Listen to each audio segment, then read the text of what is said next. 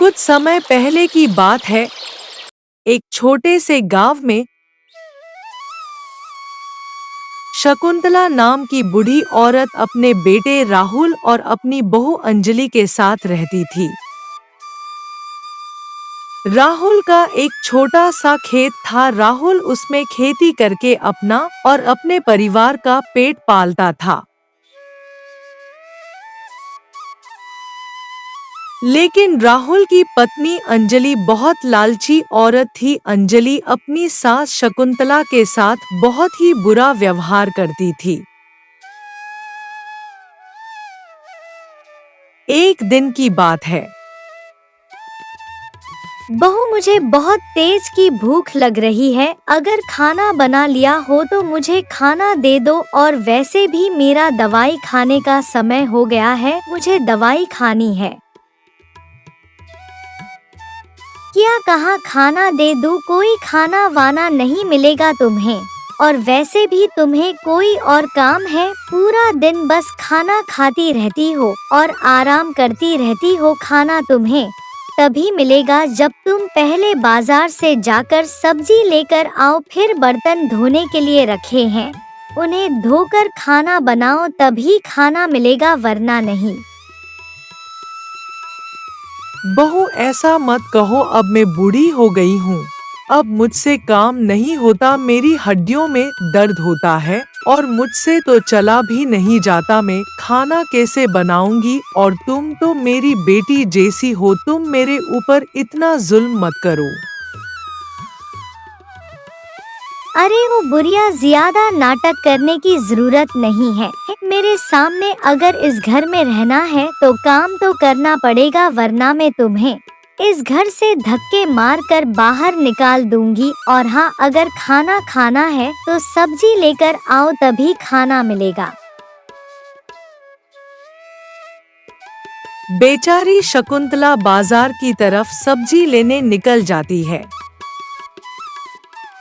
न जाने वो कौन सा मनहूस समय था जब मैंने अपने बेटे की शादी इस चुड़ैल से करवा दी। खुद तो कुछ काम करती नहीं, सारा काम मुझसे करवाती है, और मेरा बेटा भी नालायक उसी की सुनता है। कुछ देर बाद शकुंतला सब्जी लेकर आती है। गाय महारानी जी कहाँ थी? इतनी देर तक रुक गई होंगी अपनी किसी सहेली के पास मेरी बुराई करने के लिए। मैं इतनी देर से तुम्हारा इंतजार कर रही हूँ। मुझे खाना बनाकर तुम्हारे बेटे को खेत पर देकर आना है, और तुम हो कि घंटों में आ रही हो सब्जी लेकर। अब तुम्हारी सजा ये है, तुम्हें आज खाना नहीं मिलेगा। यह तुम क्या कह रही हो? मैं किसी अपनी सहेली के पास नहीं रुकी थी। मैं सब्जी लेकर सीधी घर आ रही हूँ। और हाँ, वैसे भी मुझे गए हुए घंटों नहीं हुए, बस 10 मिनट ही हुए होंगे। तुम कितना झूठ बोलती हो।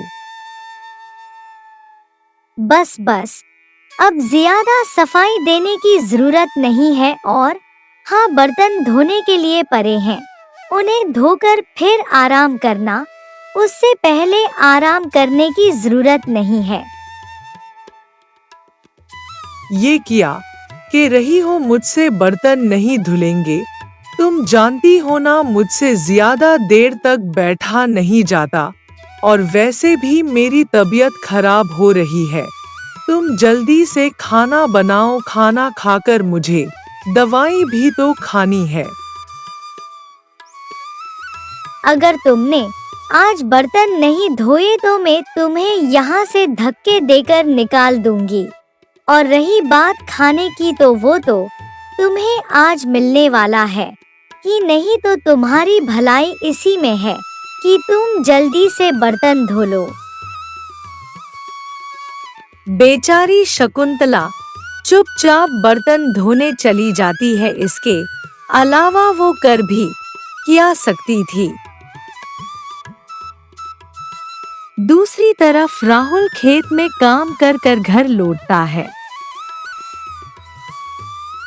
अरे माँ, तुमने खाना खाया कि नहीं? आज तो वैसे भी अंजलि ने तुम्हारे पसंद का खाना बनाया है। तुम्हारी बहू तुम्हारा कितना ख्याल रखती है। बेटा, मैं क्या बताऊं तुझे, तेरी बहू मेरा बिल्कुल भी ख्याल नहीं रखती और आज तो उसने मुझे खाना भी नहीं दिया। बहुत तेज की भूख लग रही है। अच्छा, ऐसी बात है, अभी पूछता हूँ उससे कहाँ है। यह अंजलि, अंजलि कहाँ हो, इधर आओ। जी आप आगे मुंह हाथ धो लीजिए, मैं खाना लाती हूँ। वो सब तो ठीक है, लेकिन मैं यह किया, सुन रहा हूँ तुमने माँ को खाना नहीं दिया। तुमने ऐसा क्यों किया, बताओ मुझे। माँ आप भी यही चाहती हो ना कि मैं इस घर से चली जाऊं। मेरे पति के आते ही अपने मेरी शिकायत कर दी और आप पूछ रहे हो ना कि मैंने माँ को खाना क्यों नहीं दिया। रात को कम खाना सेहत के लिए सही होता है और वैसे भी माँ ने दोपहर को इतना खाना खाया है। इतना कहकर अंजलि गुस्से में अपने कमरे में चली जाती है। माँ, मैं जानता हूँ आपको ज्यादा खाना खाने का शौक है, लेकिन अंजलि की बात भी ठीक है। इतना कहकर राहुल भी कमरे में चला जाता है और बेचारी शकुंतला और कुछ नहीं कह पाती और मन ही मन में कहती है, यह मेरे बेटे को क्या हो गया, अपनी पत्नी की गलती भी नहीं दिख रही। यह कैसे कैसे दिन देखने पर रहे हैं, यह दिन देखने से अच्छा तो मैं मर जाती।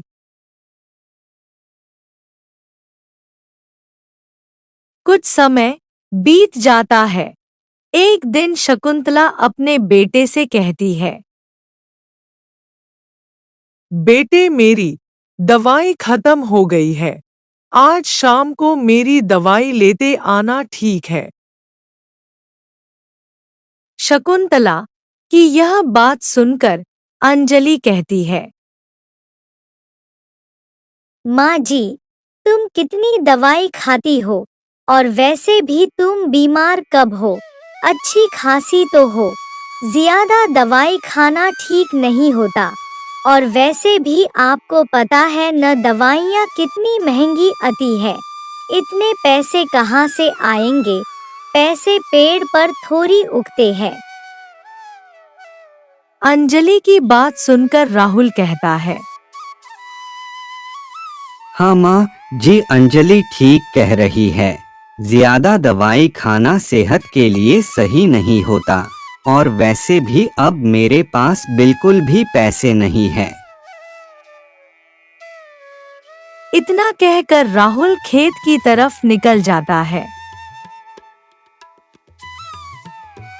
राहुल खेत में काम कर ही रहा होता है, तभी वहां पर राहुल का दोस्त आ जाता है। अरे भाई राहुल, कैसे हो और क्या बात, इतनी मेहनत क्यों कर रहे हो। क्या बताऊं भाई, मेहनत नहीं करूंगा तो घर का खर्च कैसे चलेगा और वैसे भी माँ की दवाइयों का खर्च कितना है। अरे हाँ, माँ से याद आया, तेरी पत्नी माँ का ख्याल रखती है या नहीं, क्योंकि आजकल की पत्नियां माँ बाप का बिल्कुल भी ख्याल नहीं रखती। मेरी पत्नी तो मेरी माँ का बहुत ख्याल रखती है, कभी उनका सर दबाती है, कभी पैर दबाती है। वैसे भी जितना काम मेरी पत्नी करती है, उतना काम इस पूरे गांव में किसी की पत्नी नहीं करती होगी। अच्छी बात है, फिर तो तेरी माँ बहुत नसीब वाली हैं, जो उन्हें इतनी अच्छी बहू मिली। चल अब मैं चलता हूँ, मुझे अपने खेत में काम भी करना है। अरे ओ मालकिन, अगर नींद पूरी हो गई हो तो अब कुछ काम भी कर लो, पूरे पूरे दिन सोने से काम नहीं चलेगा। तू मुझसे ही काम को कहती है, खुद तो कुछ काम करती नहीं और अपने पति को ऐसे दिखाती है जैसे तो बहुत काम करती हो। मैं नहीं करने वाली आज काम, मुझ बुढ़िया पर कुछ तो तरस खा। देखो, अगर तुम्हें इस घर में रहना है तो काम तो करना पड़ेगा, वरना मैं तुम्हें धक्के मारकर निकाल दूंगी। शाम होने पर राहुल खेत में काम करके घर आता है। देखो जी, अब मैं माँ जी को इस घर में और नहीं रख सकती। मैं पूरे पूरे दिन उनकी इतनी सेवा करती हूँ। जब भी वो मुझसे ठीक से बात नहीं करती और उनकी दवाइयों का खर्च भी बढ़ गया है। हाँ, तुम ठीक कह रही हो। माँ जी की दवाई का खर्च इतना बढ़ गया है कि मेरे पास अब पैसे भी नहीं बचते। मुझे माँ जी का कुछ इंतजाम करना पड़ेगा। कुछ समय बीत जाता है। एक दिन अंजलि की तबीयत खराब हो जाती है और राहुल के पास इलाज करवाने के पैसे भी नहीं होते। राहुल गांव में मदद मांगने जाता है। भाई, तुम मेरे दोस्त हो, तुम मेरी मदद जरूर करोगे। हाँ भाई, मैं तुम्हारी मदद जरूर करूंगा। भाई, मेरी पत्नी बीमार है, मेरे पास इलाज करवाने के पैसे भी नहीं है। क्या तुम मुझे कुछ पैसे उधार दे सकते हो? नहीं भाई, पैसे तो मैं उधार नहीं दे सकता, मुझे माफ करो। राहुल पूरे गांव में सबसे पैसे मांगता है, लेकिन कोई भी उसकी मदद नहीं करता।